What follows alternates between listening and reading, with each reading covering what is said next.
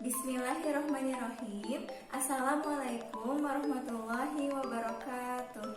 Halo teman-teman kelas 10. Hari ini kita akan belajar mengenai teks anekdot. Apakah teman-teman sudah tahu apa itu teks anekdot? Oke, kita akan mempelajari teks anekdot. Silahkan disimak ya.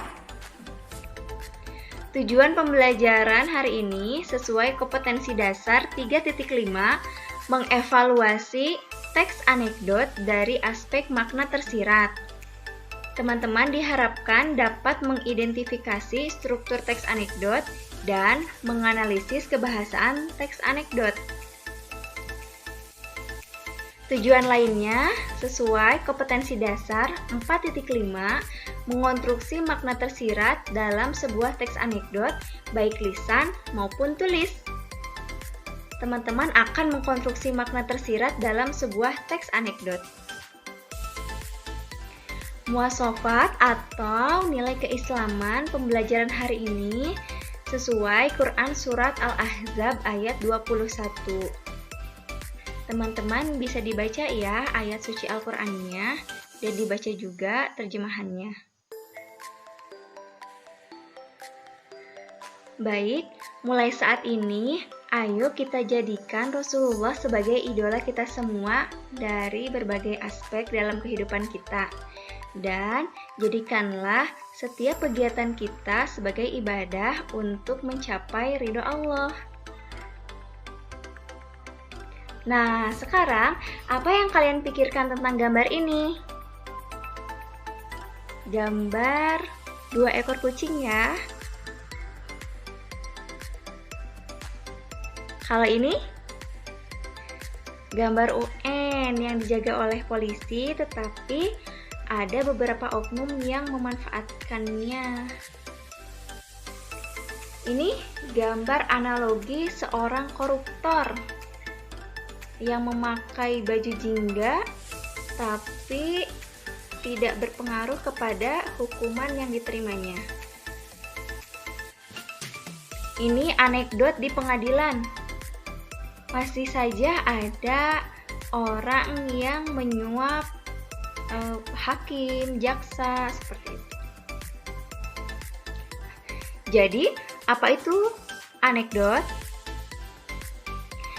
Anekdot adalah cerita singkat yang menarik karena lucu dan mengesankan, biasanya mengenai orang penting atau terkenal dan berdasarkan kejadian sebenarnya. Intinya atau kata kuncinya, anekdot itu cerita singkat yang menarik. Apa itu teks anekdot? Teks anekdot adalah suatu cerita singkat yang memiliki unsur lucu, akan tetapi memiliki kandungan dengan maksud untuk melakukan kritikan. Jadi, teks anekdot digunakan untuk mengkritik tetapi tidak menyakiti dan dengan cara yang tidak kasar. Biasanya kritikan dalam teks anekdot ditujukan kepada layanan publik, di bidang hukum, politik, lingkungan, dan sosial.